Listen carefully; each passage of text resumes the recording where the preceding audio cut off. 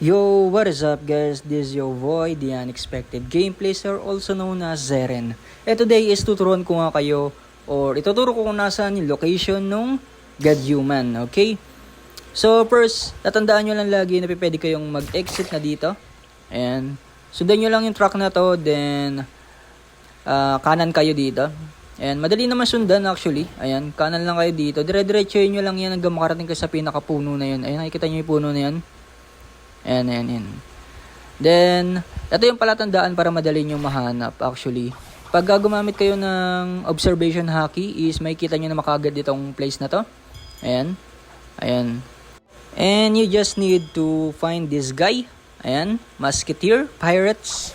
And may kita nyo na to sa likod niya, yung puno na to na malaki. Ngayon, yung puno na to, nandito yung God Human.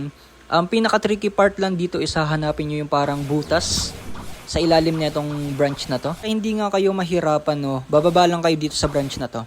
Yan, punta lang kayo dito sa branch na to. Then, parang may tulay dyan eh. Ayan, meron siya sa gilid. Pwede nyo yung lakaran yan. Paakyat, then jump na lang kayo pag hindi kayo makadaan. Ayan, makakapasok na rin kayo sa butas.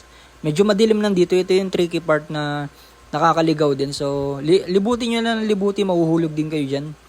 Ayan. Pag nahulog na kayo, isa pa. Meron pang isa yan eh. Mahuhulog ka pa dito eh. Ayan, makikita nyo na to ngayon, yung Ancient. Ngayon dito nyo mabibili yung God Human. So may mga items na kailangan dito.